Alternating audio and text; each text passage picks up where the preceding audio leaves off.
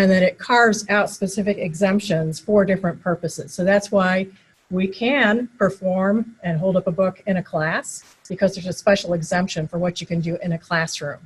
We can do certain things in the online teaching environment because the copyright law has a section that explicitly says this is what you can do. Same thing with libraries. Libraries can have photocopy machines if we've got a notice posted near them that says, beware of copyright. That passes the liability onto the user of the machine rather than the library bearing it. We've got other specific things that we can do. There are all sorts of sections of copyright law, like what a radio station can do, what a restaurant can do, like in terms of playing music over their loudspeakers and that kind of thing. So there are explicit things, and then there are some other principles that modify this, but this is where we start. So I think that's a good thing to know about, that that's the starting point. Okay, which of these is covered by copyright? This is the question. Some people said they could only answer one, but looks like you're supposed to be able to answer all of them. And there's some different things here. Only things with a C in the circle, that used to be the law. That used to be required. But since around 1990, let's see, I just get the phrase right. Original works of authorship fixed in any tangible medium are automatically covered by copyright. So it doesn't need the little C symbol. Doesn't need to be set and registered with the Copyright Office. Those are extra protections you could have. But since around the 1990s, everything, as soon as it's in a tangible form, is covered by copyright. So email, we sometimes think digital things don't feel very tangible, but somewhere they exist as bits and bytes on a chip. So that's a tangible medium. So pretty much everything's covered by copyright, it seems like. Most government publications are not. They go immediately into the public domain. They're federally funded. So anything published by the government printing office pretty much is free to use. It's not covered by copyright. Class notes, because it's an original work of authorship and it's in a tangible form, that's covered. Student homework, yep, it's covered by copyright. Your old love letters, none of you are over 70 years old. You're not dead yet, so it's probably covered by copyright. Email, yep. YouTube videos, yep. Google Images, uh-huh. A map from the 19th century, probably not, because it's so old. So after a certain time period, things go into the public domain. One of the basic ideas of copyright is the reason to have it is to give creative people a chance to get some return on a creative investment. So copyright lasts for a limited time period so people can get that return. And then the idea is we build on things that other people have created, so then it goes into the public domain so other people can build on it. Current law, things take a long time to go into the public domain. So I think most things currently, it's the life of the author plus 70 years. So we're waiting for a lot of things from the post-1923 to go into the public domain. How long does copyright last? There, I already answered that kind of for you. Originally, copyright lasted only 14 years. And I think if you look at trademark and patent law, it's still a limited term for those things. And the idea is that would give someone a chance to get their return on the investment. And then if it still had market viability, they could renew the copyright for another 14 years. So it could go for 28 years. This changed partly because we joined the World Intellectual Property Organization, so we brought our copyright into alignment with some other countries. So it kind of felt like all of our American produce was getting used by others when they wouldn't let us use their stuff. So we made our copyright last longer. Also, the estates of Gershwin and Mickey Mouse, Disney, were about to go into the public domain. So the Sonny Bono Copyright Act was passed. Sonny Bono was a legislator and brought a bill forward that made the copyright last longer, so it benefits the heirs of the creative people. Some of us have mixed feelings about that. Things longer, 95 years after publication, there's some variants. I'm going to show you how you can find out how long these are covered. One thing you should be aware of is that things that have not been published, they're still in manuscript form, they're often covered longer. And I think part of the idea is, it's a manuscript, no one's gotten the chance to distribute this more widely for publication, so we protect that a little bit longer than we would that something's already in publication and has been distributed more widely. But it does not last forever for anybody. So everything will lapse in the public domain eventually. So it depends on what it is, and it's longer than 14 years. I'll show you. Yeah, we'll get into that. So thanks for doing a little quiz. I think this is always helpful to kind of get an idea of what people know already or what your thinking might be. And copyright has changed a lot, partly driven by technology. So a lot of changes in the copyright law first were made when photocopiers came in. That really scared a lot of people. Suddenly, no one will buy our stuff. They'll be making photocopies like crazy. So a lot of the law came into pass at that point. And then when the internet became more viable, when online teaching came on, each one of those sort of technological hurdles, we've seen a big change in copyright law revisions. So let's take a look. If you'll go to the library's website, and then in the box up here in the top, the website search box, just type the word copyright and click search. And the very top thing, it's in this blue bar at the top, is the copyright guide. So I want you to know how to get back to this if you have questions.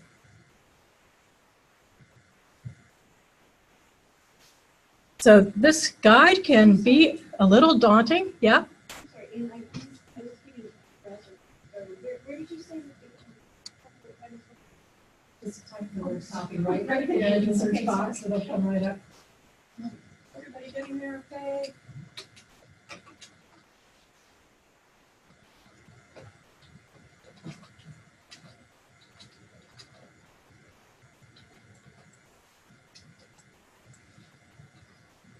All there. Everything's there. Okay.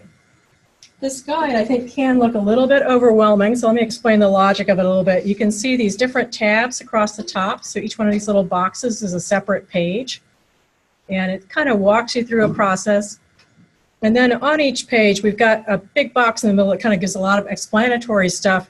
Usually in the sidebar, we'll have quick links to different things that will be useful. So we'll give you a lot of explanation and then quick links to different charts and things that will help you navigate this more quickly.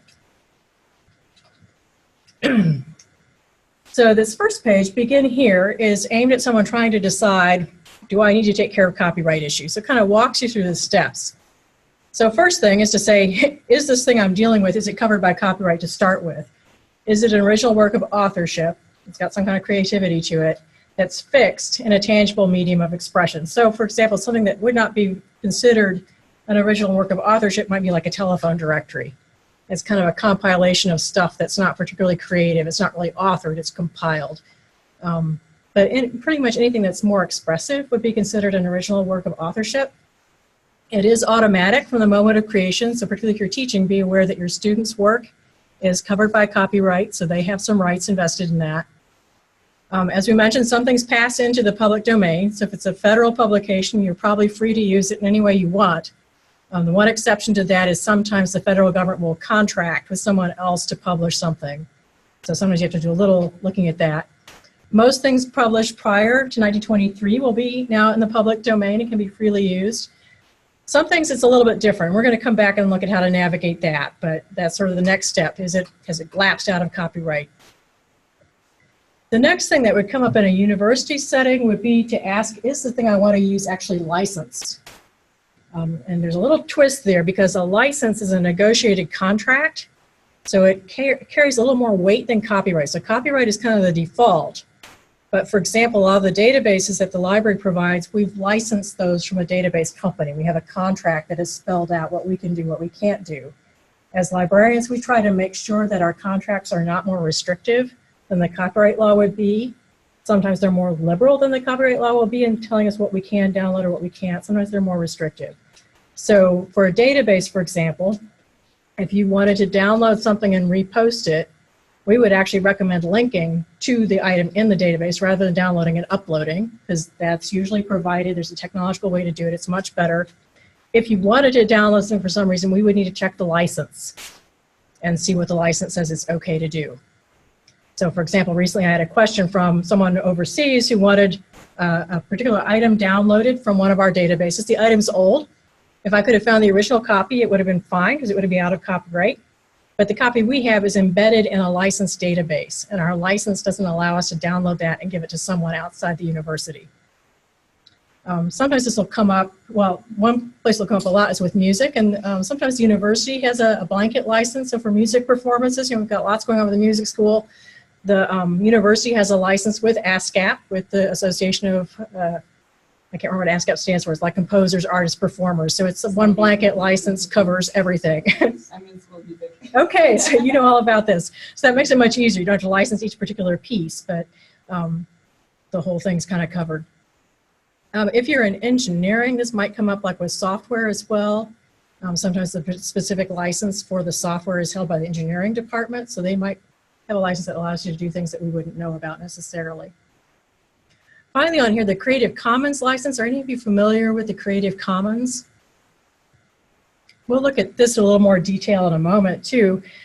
This is a way that you can license things to give permission ahead of time. So rather than someone having to go back to the copyright holder and say, I'd like to share this in a class, the Creative Commons has different forms of licenses, and the person can proactively give permission. So they can say, yeah, I still hold the copyright, but it's okay if anyone wants to do this with my stuff. So those are kind of things you'd run through. So is it something that's covered by copyright to start with? Has it lapsed in the public domain? If it's not in the public domain, is it a licensed work, and does that tell me what I can do?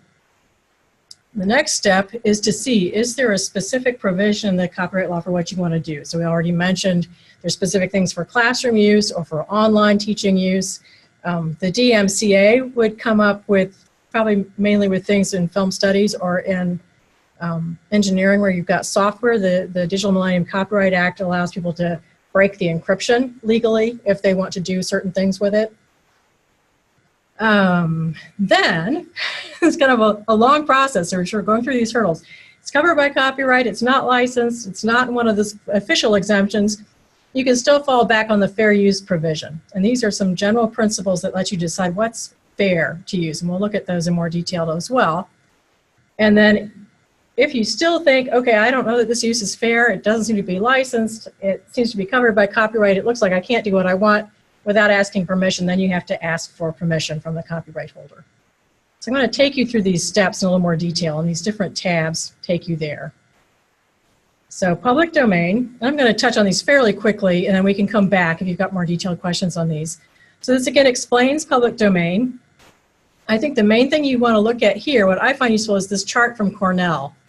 So if you click on this, they've done this wonderful job. They go through all the different possibilities and tell you what you can do. So you've got a work that was first published in the United States. It was published in this time period, but without a copyright notice. Well, at that time, the copyright notice was required, so they didn't have one, so it's automatically in the public domain because they didn't meet the requirements for the law at that time. It was published without a notice, but it was subsequently registered later, and then it tells you the specifics for that. This period is interesting. Between 1923 and 1963, if it was published with a copyright notice, was registered, but they didn't renew it, it would then be possible to use. And in that case, you'd have to do some exploring. You know, we know everything prior to 1923 is pretty open for use, and then things within this window, it might be okay to use, but maybe not. So you have to do some checking. This spot, I can get back there. You scroll down this page, we tell you how to go and find out if something's been covered or not. And there are a couple of ways to do it. The Copyright Office at the Library of Congress does maintain a renewal database, so you can go in and check and see, I want to use this short story in my online class, or I want to republish it in an anthology, and it falls in this time period. You might have to look and see, did the copyright lapse or did it get restored? Was it extended? Also, we have access to this thing called the HathiTrust Digital Library. They're making digital copies of lots of materials from libraries. And for things post-1923, they're checking the copyright status. So if you can do a full view within HathiTrust, it means they've checked and that it's in the public domain. It's okay to use further. So that's a quick way to find that out. Okay. Then you've got these classroom things. So if you are interested in classroom use, this spells out what you can do. And this was, again, the idea that you would do things within a physically bounded classroom. Students would be seeing, a limited number of people would be seeing this for a limited time period. And this was things that lets you, read a play out loud, show a film, hold up an artwork and show it to people. All of those would usually be the restricted right of the copyright holder, but these specific provisions allow you to do that. And then these were modified by the TEACH Act. This was the Technology Enhancement Technology Education Copyright Harmonization Act, 2002.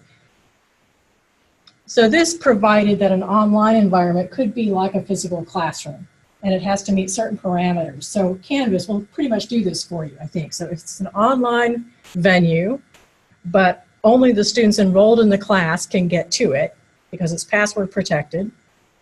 and they can only get the materials during the time they're enrolled in the class. So what a lot of people were fearful of was, say you put up a digital movie in a class, well, the students download it and they pass it around to all their friends. So this part of the law just specifies you can put things in there, but you have to make them more limitedly accessible and not so easy to pass on. And there's some different specifics here on what sorts of things can be done. Couple of things to notice. There's some obligations down here, what you must do. You have to provide this notice for copyright. You should not do things that are marketed as a reusable or as a consumable thing, like a workbook that students would use in the course of class. It's not fair to reproduce that and make it available. It's meant to be bought and used by individual students. So to preserve the market for that. Notice it also says use reasonable and limited portions of different works. So if something is more creative, like a musical piece or an artwork or a film, it's more protected.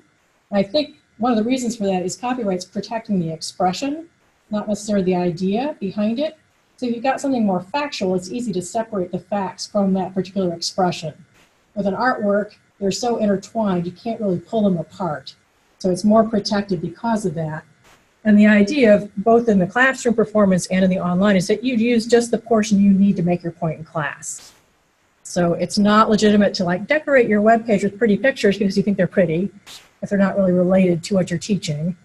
Or you shouldn't just show a film because you're going to be absent from class and it will be fun for the students. You know, it needs to be something that's integrated with the instruction. You're showing just the portion that is needed for that. Any questions on this so far? Yeah. Maybe I'm missing something, but does the Teach Act not address printed matter with articles? I should repeat the question for those who got online people here as well who can hear from me, but they probably can't hear you. So the question is whether the Teach Act addresses printed materials like from books. I think because in the Teach Act you're dealing with an online environment, it would address, you're going to scan the article to make it available online. So I think it does. It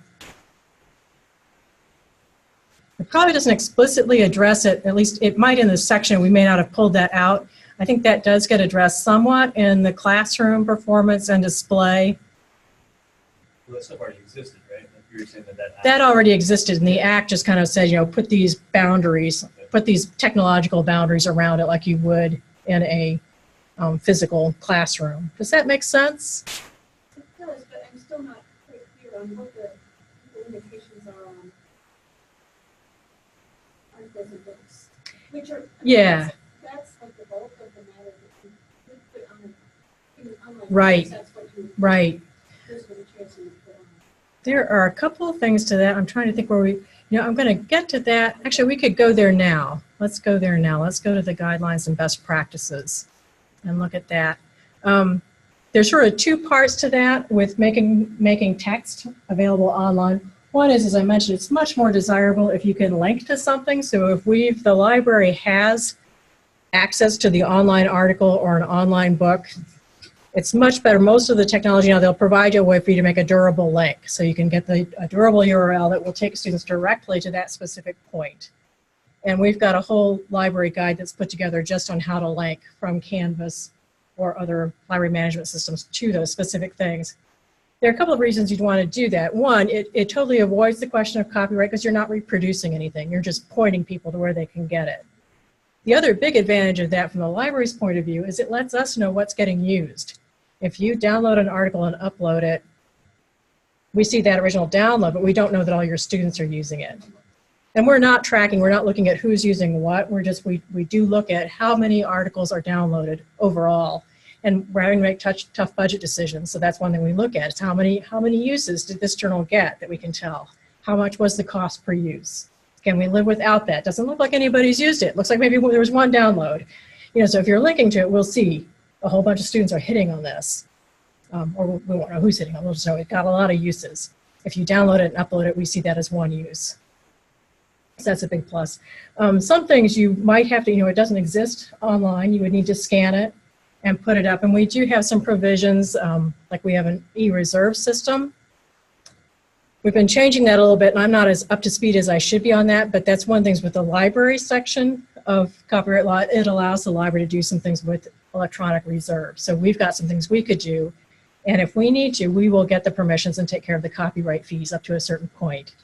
So if something doesn't exist online, there are ways you can make a copy legally and have it link from somewhere else, and we can help you out with that. Does that answer your question a little bit better?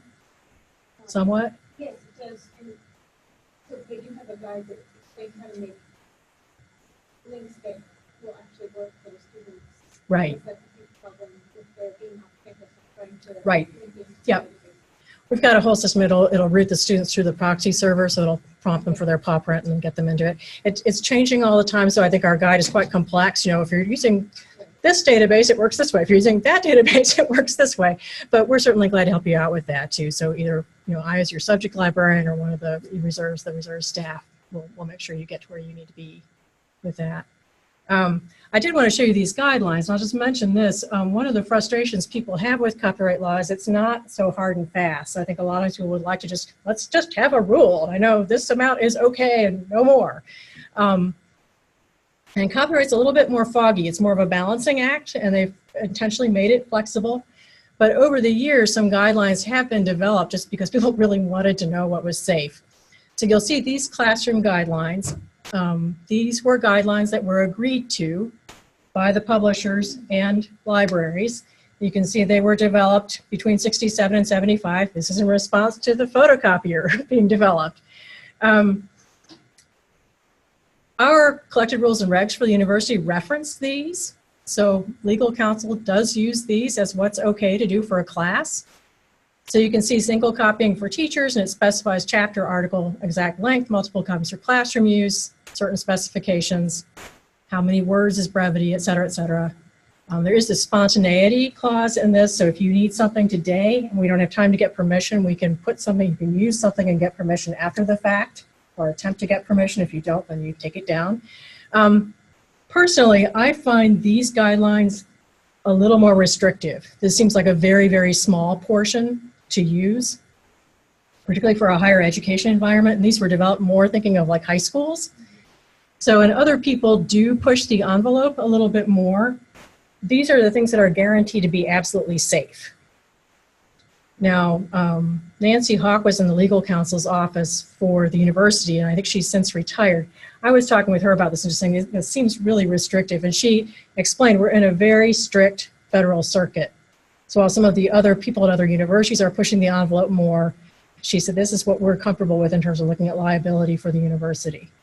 But I think, you know, you could probably go a little bit beyond this, and certainly within the parameters we've got, and if you're linking, there's some ways to expand this a little bit, but this is what we know is absolutely safe. Everyone's agreed to it. So it's always a bit of a risk assessment. You know, are they going to come after me for this? Nah, how much is the risk there? You can see there's some other guidelines over here, some best practices and other guidelines. So all different professional groups have been developing these. So the Music Library Association has some for music. The art librarians have developed things for art. It's all sort of in flux, so it's changing all the time. But let me take you back. Yeah. Sure, no, go ahead. So let's say an artwork that we're licensed to use from art store. Can that be, can we put that on in an online course that where each of the students is going to be able to look at it multiple times and potentially download it? Okay, let's analyze that. So you've got an image in Art Store, which is a database that we license. So what you can do is determine by the license. So you can certainly link to every image within Art Store. So and that would probably be the most desirable thing to do. Some of the things in Art Store, it's a subset of the images. When they've procured them, they've procured the rights for reuse in an educational situation. So you have to look at each slide in that. So for those of you who don't know, Art Store is like a big digital slide library. So it's very high resolution images from all different museums, very malleable. One of the reasons we like to have it is because it does have some of these are rights cleared. So like if you needed to use something in a conference paper, if it's one of those that's been rights cleared, we've already kind of paid for that. So you can go ahead and use it. Other things you might have to get permission, but I haven't looked at Art Store recently, but my recollection is that they have, it's in the fine print under each image. It's got a link to where you would go to ask for permission, so it tells which collection it's from. So a lot of these things, the more creative things, I think they've developed good mechanisms for easily licensing things. Does that make sense? Okay.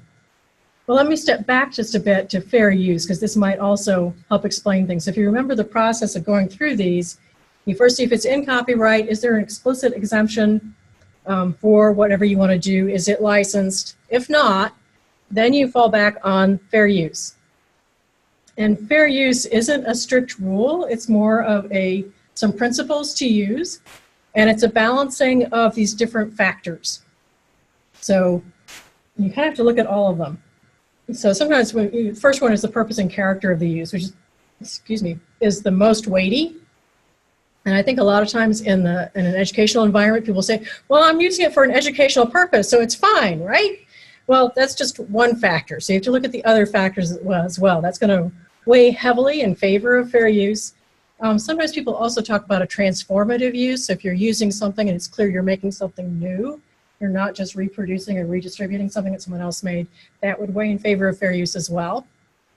The nature of the work is important. So as I mentioned, things that are more creative are more protected than things that are strictly factual. The amount and the substantiality are important. So I think of this as like sharing a piece of cake. So if I've made a lovely chocolate cake with icing on it, I say, hey, would you like to try my cake? I don't expect you to scrape all the icing off the top, nor do I expect you to take 3/4 of it.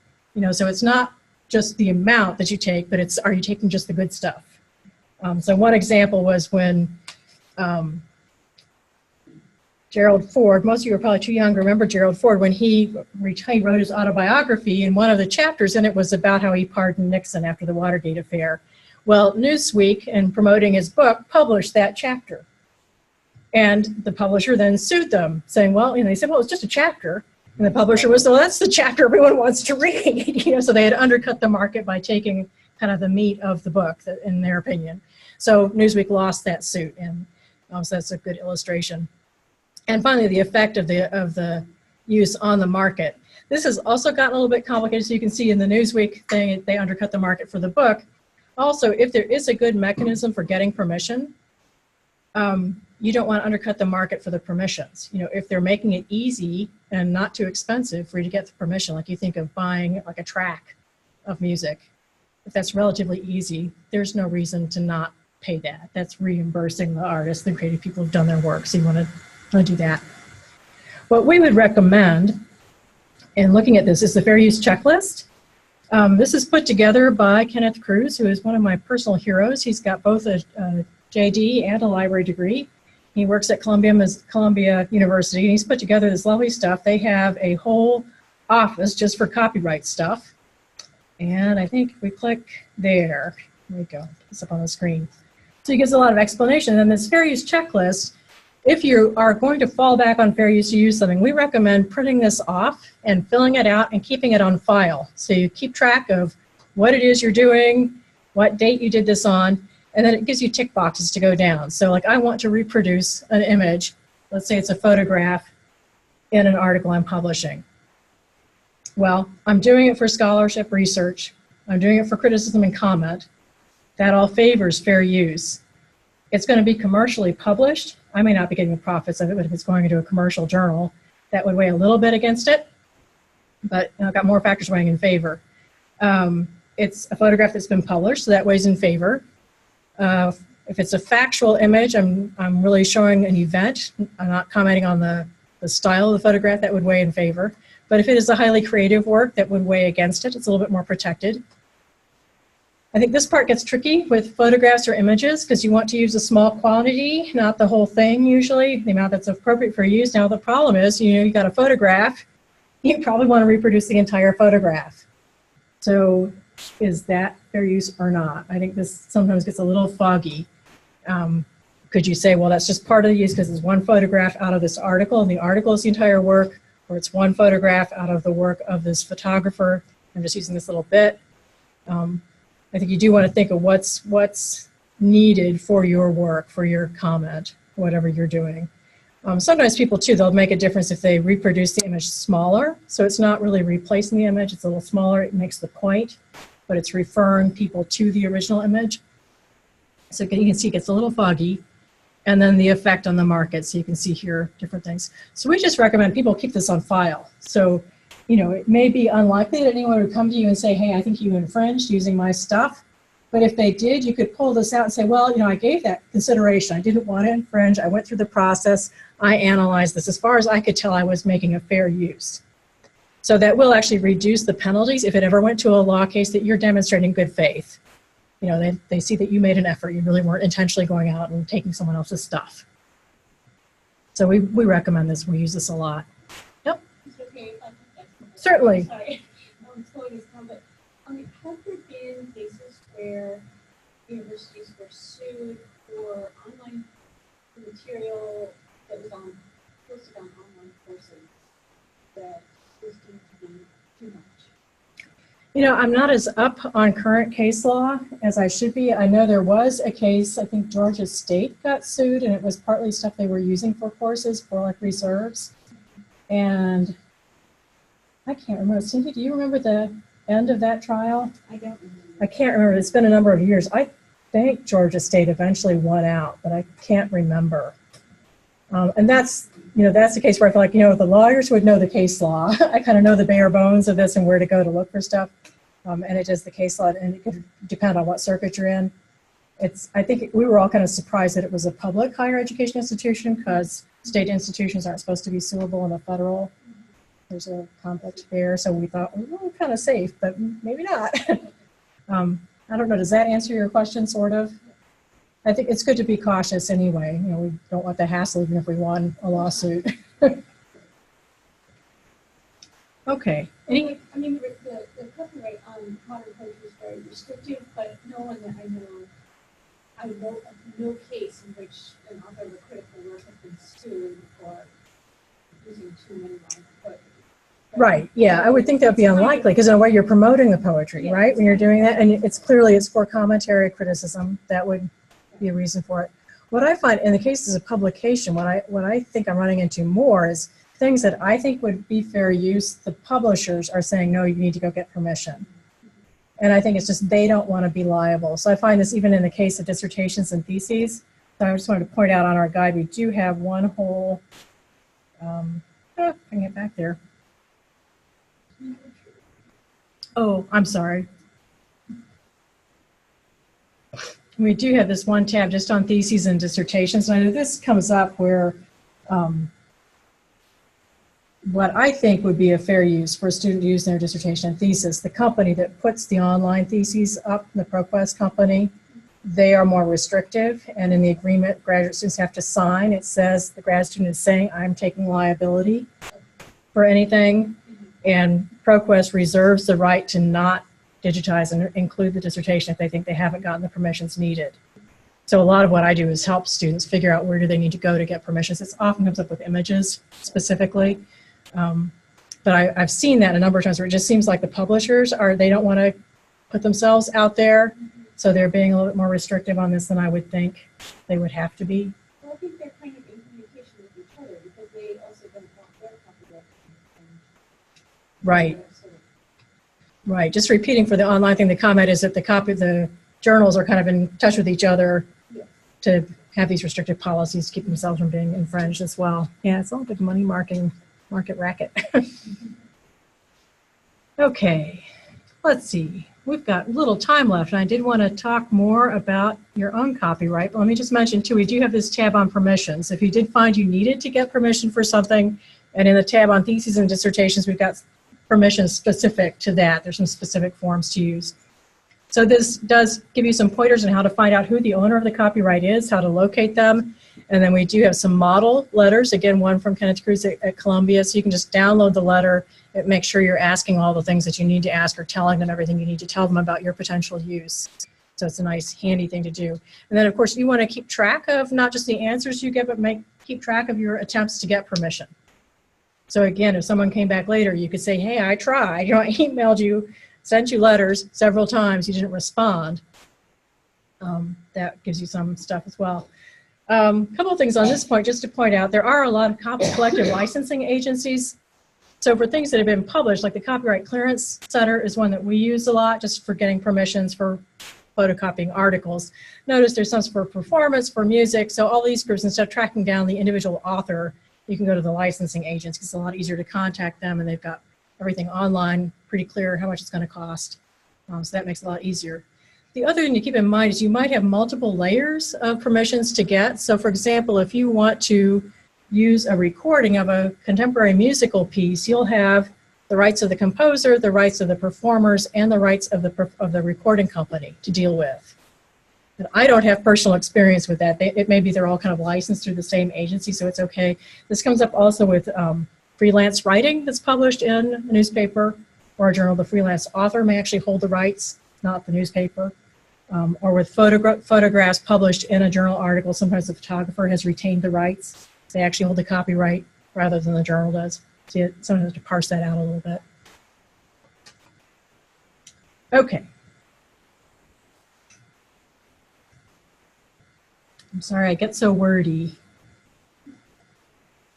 So, things to think about with your own copyright. As I mentioned, what you have done, as soon as it's in a tangible form of expression, it's already covered automatically. There are benefits to registration, however. If you ever wanted to sue somebody, you would have to have your work registered. And the Copyright Office is where you do this. It's a fairly simple process. They have this all online. I think the fee to register your copyright is relatively small. I think for dissertations it might be about $50. And for dissertations and theses, the university handles that. So you tick a box on your form, they collect the fees, and they handle getting that registered. One thing to notice, particularly for academic publishing, and this might happen in other areas as well, is a publishing agreement often is sort of boilerplate from the publisher. And if you look at these things, often they are asking you to assign the copyright to them, because that gives them the maximum flexibility. If they decide they want to digitize it later, they don't have to come back and get permission from you. If they want to put it in an anthology, they can do that. If they want to distribute it in a different way, they don't have to get permission. So it just makes life easier for them. But all those rights don't have to be in a package. You can unbundle them.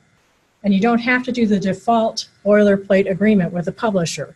So one thing we recommend is this group called SPARC, the Scholarly Publishing and Academic Resources Coalition. They advocate for author rights. If you click on this link, this explains a little bit about what they do. And they've developed this author addendum. So this is something you can download. Let's take a quick look at it here. And what it does, it just specifies the parties to the agreement, and then you can see the author retains certain rights. So to use your own work in non-commercial places, like to give it out to students or grad students, whatever. So it sort of reserves rights that you want, and it assigns things to the publisher to allow them to do the things they need to do. So it kind of unbundles those, makes it a little bit more explicit.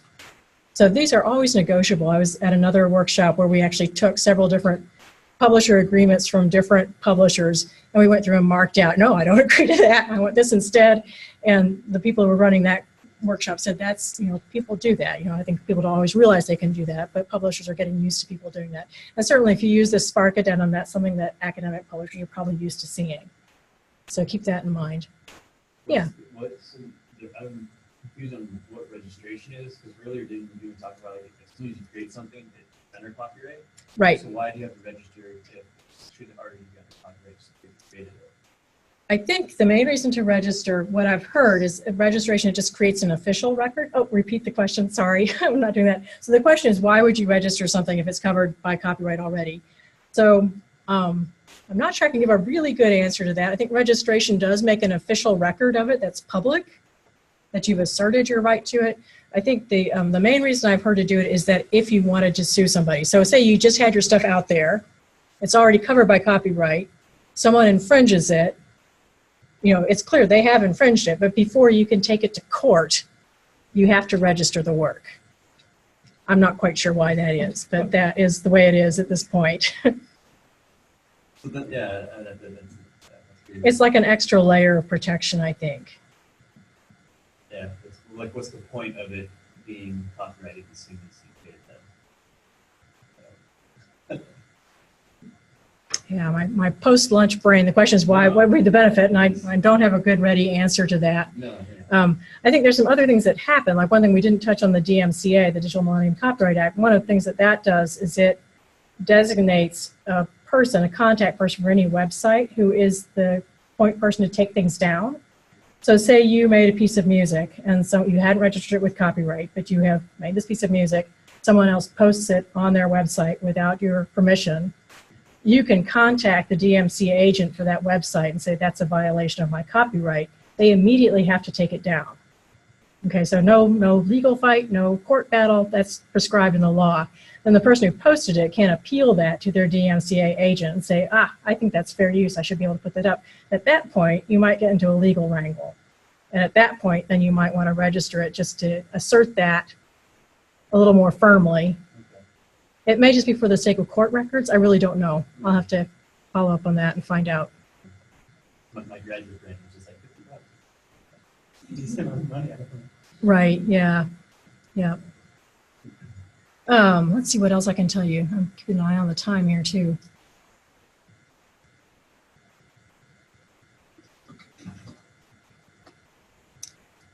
Tick, tick, tick. So we talked about registering and asserting your rights with the author addendum. You can also consider a Creative Commons license. And what this is doing, as I mentioned before, this is a mechanism where you can sort of proactively give permission. So let me see if I've got, that gives them on the different kinds of licenses here.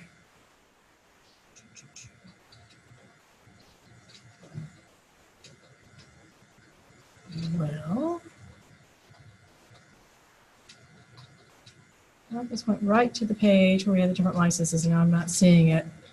Since we're limited on time, I won't go into this, but this page would have different types. Oh, here we go, licensing types.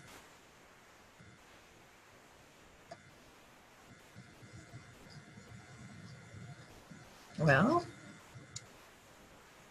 sorry, this is the problem with a fluid internet environment as things change. So you can see they've got different symbols similar to the little C in a circle, and the different symbols give different kinds of permissions. So like attribution, you can use my stuff as long as you say it's mine and attribute it to me.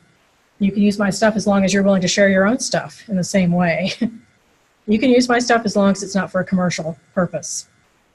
And this one lets people use something but keep the original copy as you made it, not make a derivative, make a parody of it, edit it in some way. So you can kind of spell out, these are the different typical things that people might ask for permission for, so you can sort of proactively give permission, and they don't have to come find you and ask your permission for that. So that's a mechanism you might want to think about. And then finally, I wanted to mention open access, and we have Grace Atkins here who knows more about open access than I do, I think. OER, making a distinction there. Okay. Oops, where did it go? About Creative Commons licenses, though. So Yeah. let's help with that. Here we go. We do have a whole separate guide on open access publishing as well. And this is becoming more prevalent. And again, it's kind of flipping the usual commercial model of publishing. So the usual commercial model is that the author gives their work to a publisher, the publisher puts it out there, and it's financially supported by people buying the publication. Open access is almost the reverse. The author or their institution may bear the cost of getting it out there, and then everyone else can use it freely. Now, I'm a little confused myself on how open access works with copyright, because I would think you would still have copyright in your work. It's still your work, but again, it's a mechanism to make it more freely available to others and specify how they can use it. But we have other experts who know more about this than I do. It's a little bit more prevalent in the sciences right now than in other areas, but I think it's growing in other areas as well. So if you are thinking that you want to create something and make it more freely available, this will be something to look into a little bit more. Okay, we're at 10 of the hour, and I wasn't sure if people had places they need to go at this point, or if we go on until 2. I wasn't sure how long these usually go. I think these are most of the things that I wanted to talk about. I already talked about protecting your work in terms of the DMCA. So if you do think someone has put something of yours up on a website, usually, like I think in the university, it's usually down near the bottom of the page here. It will say, here we go, DMCA and other copyright information. So there's usually a link on the page that takes you to the designated agent at that location. And then the system's all prescribed. So it says take this down immediately. Someone else can appeal it. If you went to the Department of IT's webpage, you'd see they've got all kinds of information. They spend a lot of time responding to DMCA requests from students, sharing movies, and music, but they don't really have rights to. So they spend a lot of time taking things down and sending warning notices. Any other questions I can attempt to answer? Or I can display my ignorance and I will go in pursuit of answers. Yes.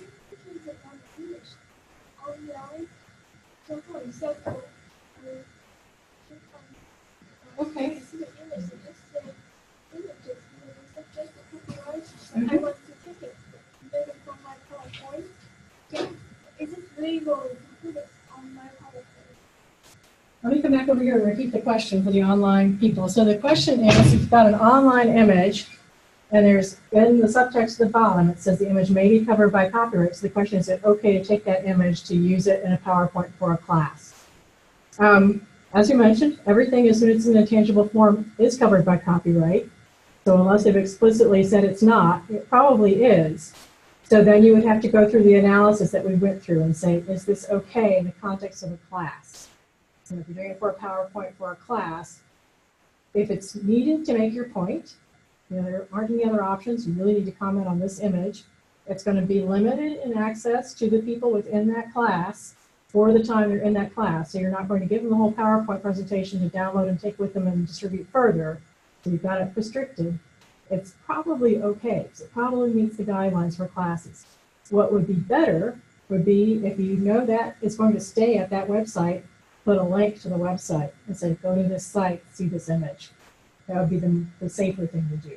And it's, it's giving credit to the person who created it. It's helping them by pointing, someone else has found my image useful and they're using it. That helps them. So it's just kind of a respect thing. The hazard is that web pages come and go, so it might disappear. And that could be frustrating. If it's a fairly factual image, like it's an image of, let's look at an image of a creature of some sort, and if, there's not a lot of creativity in it, that's just how the creature looks. That's a pretty factual thing, so that's free. You can be freer to use that. If it were an artwork, where you could express this idea in various ways in art, then it's a little bit more protected because expression is more the unique thing. Does that make sense? Okay. All right. Any other questions? Yes. Is there can you direct me to a place on the website where it's going to have a create links? Yes. Let me see if I can find that. So the question was, can we get to the website that it explains how to make links? And we've been changing that. We had a lot of changeover in people, and we've been updating some of the things. So let me find the right one here.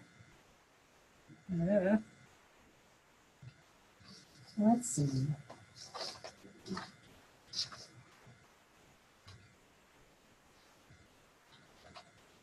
Well, we've got a couple of different things. So if we go to the website, let's see.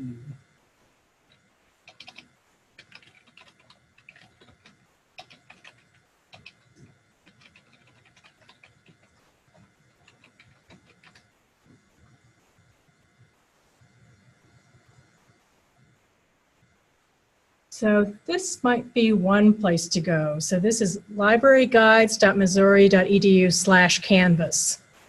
And this, you can see it's got different tabs for all different kinds of things. And it does explain how you can embed links to different things into your Canvas page. And things do change depending on which database you're using. The different databases are a little bit different.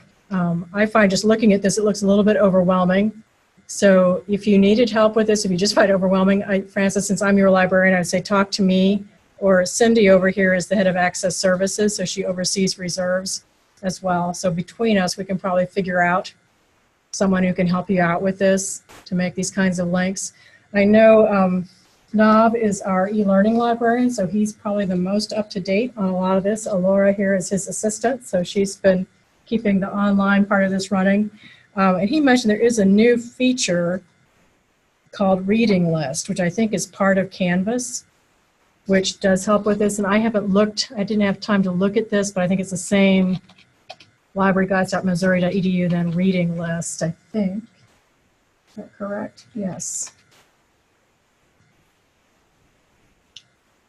So this comes up. So particularly if you're using articles, I think this is a good way to kind of embed them into Canvas. So it's kind of like instead of having an e-reserve as a separate thing, it's all embedded in your class thing.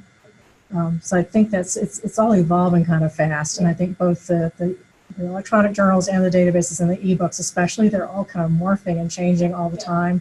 So it's a little challenging staying on top of it. So if you feel daunted, you're in the same boat with a lot of us. So don't be embarrassed to ask for help. We may not know immediately, but we'll figure it out together. So it says here as a tip that I put it as a course master so that you can see the course. Mm-hmm. You can do that, certainly. Yeah, and we've got, when we make different library guides for different courses, we code them so they automatically, I think on your Canvas page, there's a link to library resources. So it will link to that immediately. The librarians, it's also sort of a new thing, the librarians are showing up in MU Connect. So we've got the subject librarian associated with each class. So you can direct students there to make an appointment with the librarian for that class. So we're working on keeping it all smooth. We keep busy, yeah. So if I have a book that I'd like to use like a section of that's e-Kindle version, is there a way to take it from my Kindle and put it into like Canvas, thing that like a section of it? And it's not like a chapter that is like, oh, that's like the whole point of the book. Right, it's like, yeah. It's just an excerpt of the story that applies really well to our Right. Well, there might be a couple things that would be problematic. One might be the license for the e-version that you're reading on your Kindle. So we'd have to kind of see what the license allows. If the license gets complicated or there's some problem with it, the next thing would be if we can acquire the passage you need in some other format. Like usually, I think if it's a small portion, you might have trouble with downloading it. Your license might prevent you from downloading and sharing that. But if we can get a physical copy, it may not prevent it from being scanned. Right. Yeah. I think it's probably because this is all morphing, and the scanning and putting into a course pack or in a course page, that would kind of come under the provisions for reserves, I think, or for classroom teaching. Okay. So those address that a little bit more. Whereas when you're downloading something, then you're getting into the part of the law that prevents cracking the encryption. Which it's just another wrinkle you've got to deal with that you wouldn't have to if you're scanning something yourself from a physical copy. Right. So what I'm hearing there is I could actually suggest that my department librarian could get the physical copy of that book for our library. Yeah, so the question was, what would we do to handle that? And I'm sorry, I'm forgetting to repeat questions. How could we handle getting a passage in? Yeah, I would say talk to your subject librarian. It might be that we can acquire an online version for the library. And then you can link to most of the online platforms will be able to let you link to a specific page. So that for doing that in electronic format, that might be the easiest. But even if you just needed a chapter out of a book, you could do an interlibrary loan request or just a chapter. And then we'd have another library that owns it, scan it, like you'd be asking for an article from a journal that we don't have. We would have someone else scan that chapter and send it to you. Now, the one problem with that is the copyright law for interlibrary loan usually assumes it's going to be for personal use. So if it is going to be something you're going to put up on a class website, we might need to look at the wrinkles involved with that and see if we need to pay copyright permissions for that or something. But some of that for class use, often the library will pay the copyright fees up to a certain point. We're just kind of managing our budget. We have to put some limits on it. And copyright generally for libraries, it will allow so many uses. And then once you get beyond that use, if they say, oh, you're basically put together your own anthology, and instead of publishing it, you're just distributing it semester after semester, then they kind of, so then we have to pay permissions for that. So there are some limitations, but we can work with you on that. Anything else? Certainly. So Australia must have more liberal copyright laws than the rest of the UK, because the University of Adelaide has published amazing free digital texts of lots of books, literary works that are still in copyright in the US and the UK. Is it breaking any rules if I link to those sites? Aha, here's a good question. So the question is Australia somehow more liberal than the rest of us that they've put up online editions of things that would currently be under copyright law here? That's a question, because I think Australia is a signatory to the World Intellectual Property Organization, which it's all kind of agreed upon. So I would be surprised that their copyright would be that much more liberal than ours. I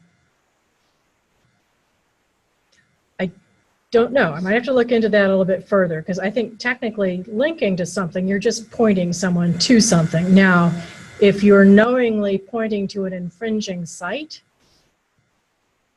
I'm not quite sure. You know, I run into that like, well, oh, I want to see this foreign film and we don't have it here, but here's this cool site that has all these foreign films on it. It's like, you know, I'm sorry, I'm not hearing you, la la. So I'm not quite sure on that. It's odd, you know, it could be that they've gotten permission, perhaps. I don't know. You know, if you wanted to point me to the specific site, I'll do some investigating and see what I can find out. I know I've been surprised, like the literature online database that we have, it's got a whole text collection, and most of the text for prose and drama, it stops at 1923. For poetry, it's got contemporary poetry in it. But I think they went and negotiated agreements with those poetry publishers. You know, it's just, let's get our poetry out more. It doesn't get enough attention anyway. So they're, you know, it's not that they're more liberal in copyright, it's just they've actually negotiated the licenses for that. But yeah, now I've got more things I need to go do homework on. That's great. That's why we do this. Okay, well, we're past 2, so I think we need to stop. But if you do come up with other questions, please send them my way. As I said, I don't have legal credentials. There's a lot you can see that I don't know, but I can go pursue answers if I can find them somewhere else, and we'll try to keep our guide as current as we can. But we know this is all a really complex area, and each situation may be a little bit different. But we've had a lot of retirements on campus, so some of the people I used to refer people to have retired, so we're still kind of trying to identify our network of copyright gurus on campus so we can work together better and get this a little bit more cohesive. But it's good to hear what the questions are, and then we can work on finding point people for those. Thank you. Thank you very much for coming.